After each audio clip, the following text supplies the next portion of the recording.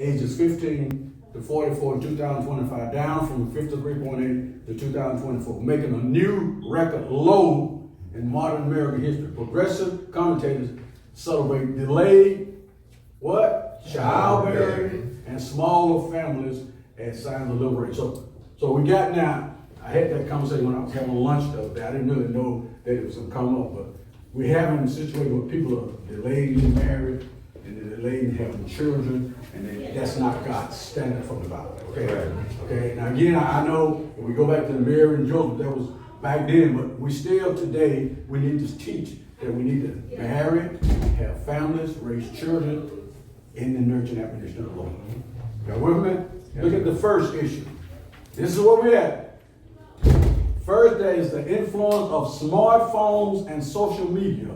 More men and women replace meaningful time with others with scrolling, screen addiction, a sense that there's too much to be done. The legal and technological revolution and around sex and families that began in the late 20th century has reshaped families. We don't talk anymore. We don't communicate anymore. We have phones to kids at 9 and 10 years old. Y'all know what I'm talking about, okay? Yes, and we break it down. Now look what happened in the second point. The role of abortion, birth control, and reproductive technology. Since the Supreme Court decision in the Roe versus Wade created a constitutional right to abort in 1973, the birth rate has never, what? Recovered.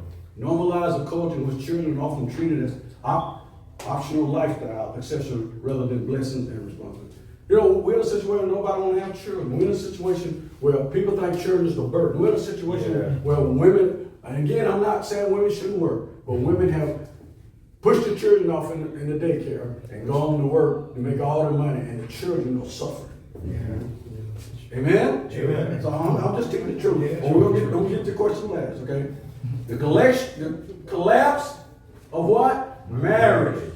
The institution that's historically anchored childbearing has been dramatically, and the numbers underscore how far the country has drifted from its traditional family model. The marriage rate dropped to a 140-year low in 2018. Less than half American households, and probably carried into households of married couples in 2025. Marriage has long been the most stable environment for raising children, transmitting values, and fostering civic responsibility. Many people now prefer smaller families because of the opportunities it costs. Children compete with careers, leisure, consumption, and lifestyle flexibility, leading many people to choose fewer children.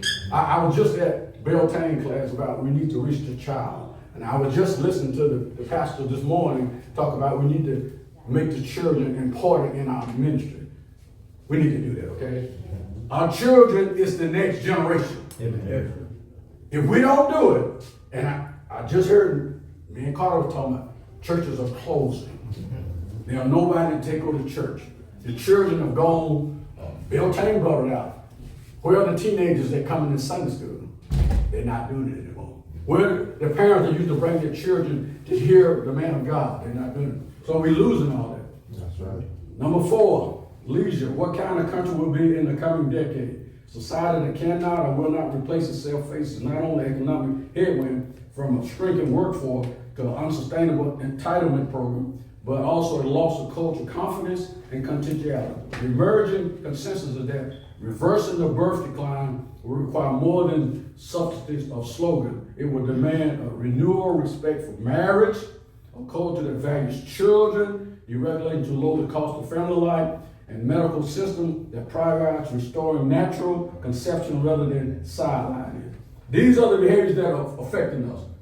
And then I'm going to get to reading the Bible. Behaviors once taught morally